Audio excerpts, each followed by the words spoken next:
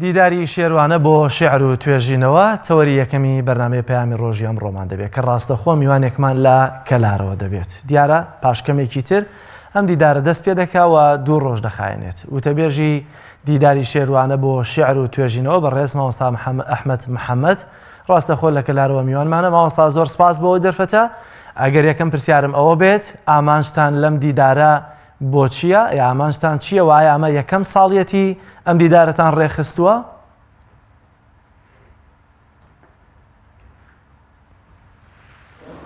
بەڵێ سڵاو بۆیەوە و کاتتان باش. بە چاودێری بەڕێ سەلاحش پێ خاص سەرپەرشتیاری ئیدارەی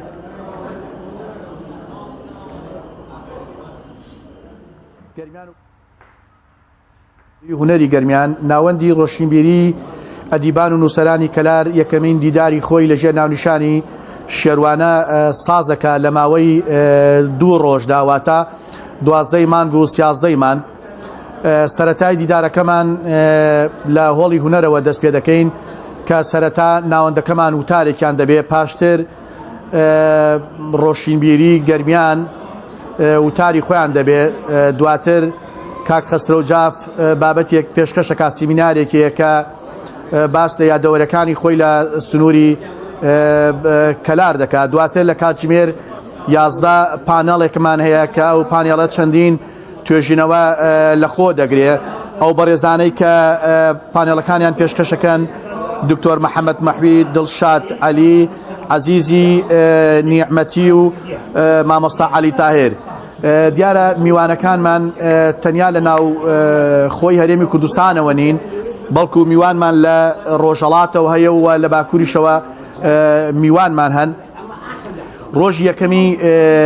دیدارەکەمان لە هۆڵی هونەرە بێ لە کەلار و دوانیوەڕۆکەشی جارێکی تر دێینەوە هەمان هۆڵ. سەرەتا ئەوەش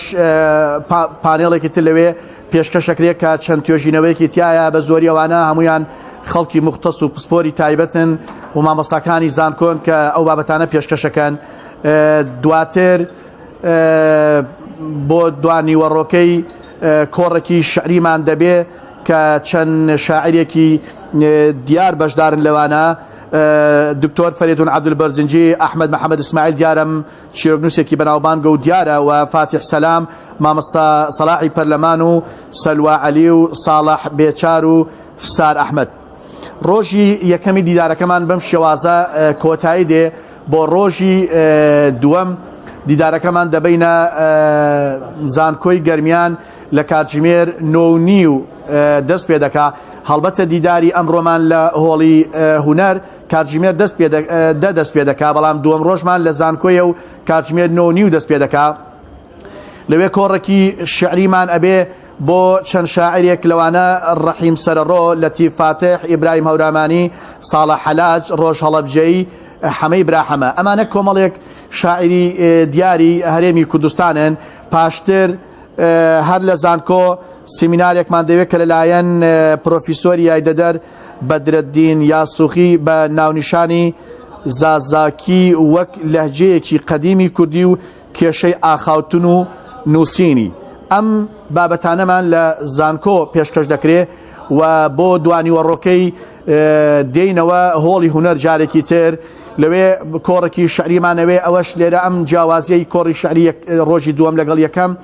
لەوەدایە کە لێرە کۆمەڵێک شاعری گەنج کە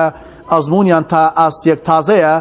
مەبەستمانە لێرە ئێمە هەر شعر خوێندنەوە نەبێ، مەبەستمانەوەیە کە ئەو گەنجانە ئەویان کە دەستیان داوەتە قەڵەم و ئەیانەوێ ڕێگای شعر نووسین و ئەوانە بزانن. مامۆستا دکتۆر حەمەی مەحوی ڕا ئەسپێرین کە ئەو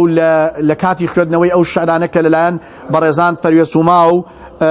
ئاواز نەجم و عومەری مەلا و محەممەد عوبێد و ڕەوەن ساڵح و ئەکرەم هەواس و جەلال بەردی شعرەکان دەخوێنرێتەوە کە داوا لە مامۆستا محەممەد دەکەین کە بە گوێی ڕەخنەگرتن و بە دیەی ڕەخنەگرتن گوێ لە ئەم شاعرانە بگرێت. دوجار پێمان بڵێ لەسەر کۆی شعرەکان نەڵێ ئەلیف باشە و بێخراپە، بەڵام بە شێوازێکی گشتی قسە لەسەر چەمکی شعر بکە. شعر چییە؟ جونگەکانی شعر چین، ڕەگەزەکانی چین، شعری باش کامەیە، شعرێک کە بمێنێتەوە پێویستە نووسەر چۆن دەستی پێ بکە. مەبەستمان لێرە ئەوەیە کە ئێمە ئەو شاعرانەی کە ئێشتانە لە سەرەتای ئەزمونکردندان بۆی هەندێ بەرچاوڕوونیان بدەنێ و سوودی لێ ببینن و بە دوانیوەڕۆ تەواوی کاری دوانیوەڕۆمان بریتە لە دابەشکردنی خەڵات بەسەر ئامادەبووان ئەوانەی کە بەشدارن کە بابەتیان هەیە ئەوانەیەکی لە ڕۆژ هەڵاتەوە هاتوون یان لە باکوورەوە هاتوون یا ئەو کەسانەی کە لە ناوخۆی هەرێمی کوردستاندا بابەتمان پێشکەشەکەن. زۆر باشە ماوەستا دیارە دیداری شێروانە تەنها خەڵکی گەرمیان یا شاعیر و توێژەرانی گەرمیانی لە خۆ ناگرێت وە کاماژت پێکرد هەم ناوخۆی هەرێمی کوردستان هەم باکوور و هەم ڕۆژهەڵاتی گرتووەتەوە. بێنە سەر میوانە بیانیەکان یا دەرەوەی هەرێمی کوردستان لە ڕۆژهەڵات و لە باکوورەوە کە هاتوون. ئایا ئەم میوانانە وەکو کێ بەشداریان کردووە چۆن بەشداریان کردووە ئەمانە بەرهەمیان هەیە یا خۆت ئەمانە توێژەرن یا توێژینەوەیان هەیە؟ بەڵێ ئۆستادگیان ئێمە ڕەنگە هەروەکەوەی کە ئاماژتان لەم دیداریان لەم ناوەندەیە چیە ئێمە بۆشایەکی گەورە لە ناوچەی گەرمیانە زۆر بە تایبەتە بوو چەندین ڕێکخراوی تر پێشتر هەبوون کە وەکو پێویست ئیتر بارودۆخەکار چوبێنیان توانێت ئاماژەکان بپێکن. ئێمە ئەم ناوەندە لە چوارچەوەی ئەو بۆشاییە کە هەیە ئەو ناوەندەمان دامەزراندووە بۆی ببینێت چەترێک لە دوورەوە لە نزیکەوە لە دەرەوە لە ناوخۆی هەرێمی کوردستان هەر میوانێک هەر کەسێک دێتە ناوچەکە بۆی بابەتێکی پێ یا خۆمان بانگێشتیان بکەین بۆەوەی تووشی سەرگرتوی ئێرە ئەوێ نەبن ئێمە بتوانین هاوکاریان بین ئاسانکارەکانیان بۆ بکەین بۆەوەی لێرەش ئەوەی کە زۆر مەبەستمانە لێرە دەمانەوێ سنووری ناوچەگەرێتی بشکێنین نەکتەنیا لە پارێزگاکانی هەرێمی کوردستان بەڵکو بچینە دەرەوەش وەکو گۆران چۆن دەڵێ لە هەر باغێ گوڵێکی سوورم دیبێ بۆی چوم هەزار دڕگ لە پێم چەقی بێ ئەمە ئامانجی ئێمەیە لێرەدا بەڵێ ئەو میوانانەیە کە لە دەرەوە دێن تەنیا هەر ئەوە نین کە بۆ میوان وەکو میوانداری بانگەشترابن بەڵێ بابەتیشیان هەیە میوانەکان ئەوانەی ڕۆژهەڵات سیان چوارێکن لە باکووریشەوە چەند دانەیەک هاتوون بەڵام لەبەرەوەی دەرفەتەکەمانەوە دەکورتە نەکراوە هەمویان بابەتیانە بێ و چەندین پرۆفیسۆری تر لە دیدارەکەمانە ئامادە باشیان هەیە ئامادە سازیان هەیە بەڵام لەبەر کات نەکراوە هەمویان بابەتیان هەبێ. زۆر باشە گرنگترین توێژینەوەکان لەسەر چه بابەتێکن وایە و توێژینەوانە هیچ پێوەستێکیان بە ناوچەی گەرمیان و زمان و شیعری گەرمیانەکانەوە هەیە و شاعرەکان ئایا ئەم شاعرانەی کە لەوێ پێشکەش دەکرێن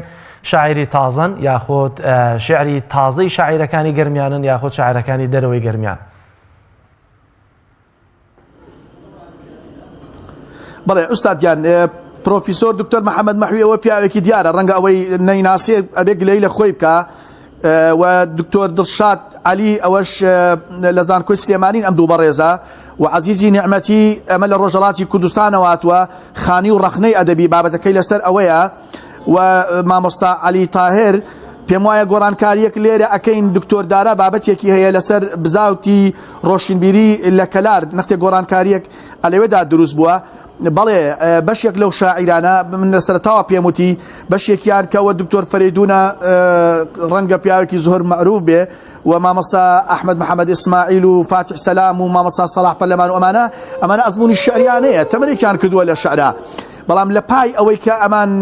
بۆ ئەوەی دیدارەکەمان جوانکەن دیدارەکەشمان زیاتر ئەدەبیە ئەمانە تەنیا شعرەکانیان پێشکەشەکەن بەڵام لە پانێڵی کۆتایەکەمانە چەند شاعرێکی گەنج هەن ئەمانە مەبەستمانە کە لە چوارچێوەی پێشکەشکردنی بابەتەکەیان دکتۆر محەممەد مەحوی هەندێک قسەی گشتی لەسەر کۆی شعرەکانەکە بۆ وەکو ئەزمونێک ئەگەر لار و خێچیەک بە جۆرە لە جۆرەکان لە هەنگاوەکانی شعریاندا هەیە ئەم بتوانێت بۆیان ڕاستکاتەوە. کەواتە ئەنجامی ئەم دیدارە چی لێ دەکەن و تا چەندە ئەم دیدارە بۆ خۆی گرنگی و تایبەتمەندی بۆ ناوچەی گەرمیان و بە تایبەتی کەلار هەیە؟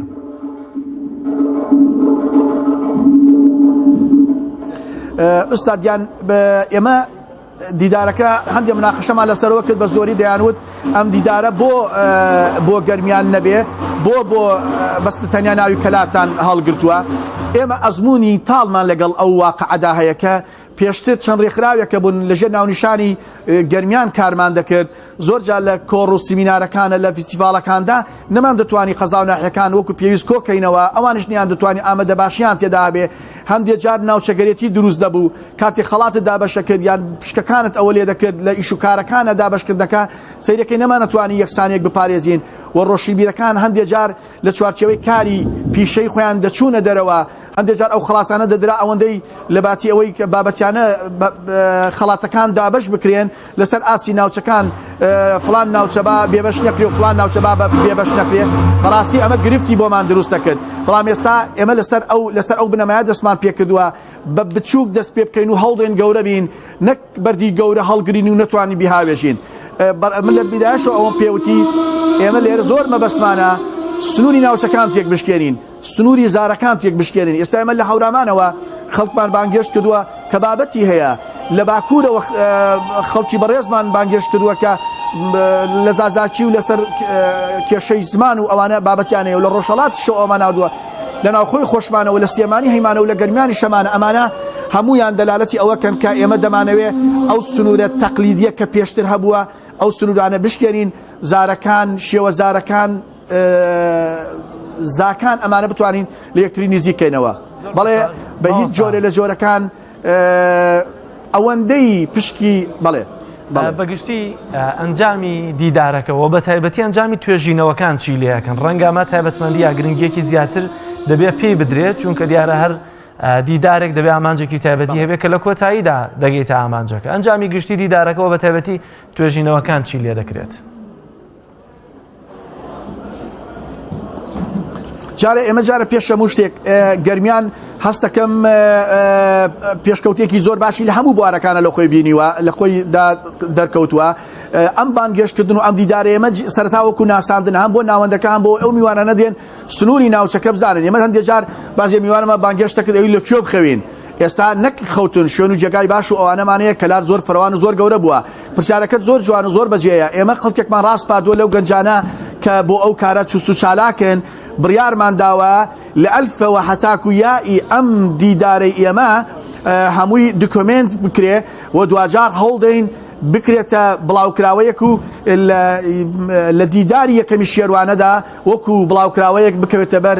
دیدەی خوێنەرانمان ئاماژەت بۆ کرد لە ڕابردوودا هەندێک دیداری دیکە کراون بەڵام ڕەنگە ناڕەزاییان لێکەوت بێتەوە یا جیاکاری کرابێ یا کەم تەرخەمی و کەم و کورتیان هەبوو بێت ئایا ئەم ناوەندە ئێستا توانیوێتی هەموو شاعیران و ڕۆشنبیرانی گەرمیان بەبێت جیاوازی کۆبکاتەوە لە دەوری خۆی کەس ناتوانێت هەمویان کۆکاتەوە ئوستادیان بەڵام بۆشایەکی هێندە گەورە هەیە ئەگەر هەنگاوێکی گچکەش برین ڕەنگە گەورە دەرکەوێ چونکە کەس ناتوانێت ئەو قەڵەم ڕەویە فرەوانە لەوێکە بەڵام هێندەی پێمان بکرێ هەوڵمان داوە هەموو ڕەنگەکان هەموو دەنگەکان هەموو ئایدیاکان هەموو بیر و باوەڕە جیاوازەکان لێرەدا کۆکەینەوە ئەوەی کە لە خۆمانی خاڵیکەن تەنیا ئایدیای حیزبی یان بیری تەسکی حیزبە لەناو ئەم ناوەندە بتوانین لە خۆمانی خاڵیکەین پیشەیانە کارەکانمان دەست پێ بکەین بەڕاستی خزمەتی شعر بکەین کە بۆ خۆی شعر ئەگەر هەزاران شاعیرە بێ هەزاران پێناسەش بۆ شعرەیە ئێمە دەتوانین لێرە بتوانین بەشێک لەو پێناسانەی کە بۆ شعر کراوە بتوانین زۆرینیان کۆکەینەوە نەخێر پێم وانە ئەو ناوچە فراوانە بتوان هەمویان کۆکەینەوە بەڵام هەڵ دەتەین ببینە ڕەقەم زۆر باشە مامۆستا ئێوە ناوەندەکەتان ئێستا چەند ئەندامن یاخود زانیاری زیاتر لەسەر ناوەندی ڕۆشنبیری ئەدیبان و نووسەرانی گەرمیان ئەگەر زیاتر زانیاری بدێ بۆی کە خەڵکی زیاتر ئاشنا بێ پێی بەڵێ ئوستادیان ئەم بیرۆکەی لای بەڕێز کاک ساڵح حەلاج کە شاعرە لە ناوچەکە و کە سوکاری هەموو ئەنفالە و پیاوێکی خزمەتگوزاری ئەوەیە بیرۆکەکە لای ئەوە هات بۆ ماوەی 2 ساڵ ئێمە کاری لەسەرەکەی لەسەر بیرۆکەکەی و مۆڵەتی حکومیمان هەیە لە هەنگاوی یەکەمە تقریبا 30 کەس شتێکی وا لە کۆنفرانسێکی بچکۆلانە دەکۆبینەوە دوجا گەورەمان کردەوە نزیکەی 100 کەس لە کۆنفرانسەکەدا بەشدار بوو ئەوەی کە ئێمە تێبینیمان کردووە نزیکەی 120 بۆ 130 قەڵەم لەم سنوورەدا هەن ئەمە تا ڕادەیەک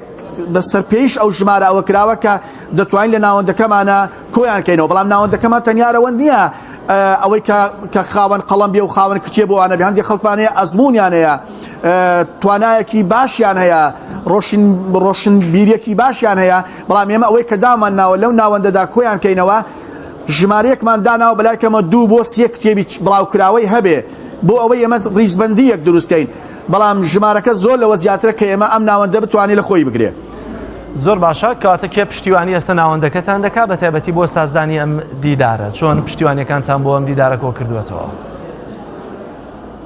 بەویژدانەوە بڵێن کاک سەلاحی کوێ خاستە پرشتیاری ئیدارەی گەرمیان لە هەنگاوی یەکەمەوە ئەو دەستخۆشی لە ئێمە کردو توێتی هەنگاوەکەیەوە زۆر پیرۆزە خۆشم درکم بەو بۆشایە کردو کە لە ناوچەکەدا هەیە چەند جارێک چوونەتە لای هەمیشە دەستی بە سنگیەوە کردوتی من لە خزمەتتانام ئەوەی پێویست بێ و تا من لێرە بم من هاوکارتانم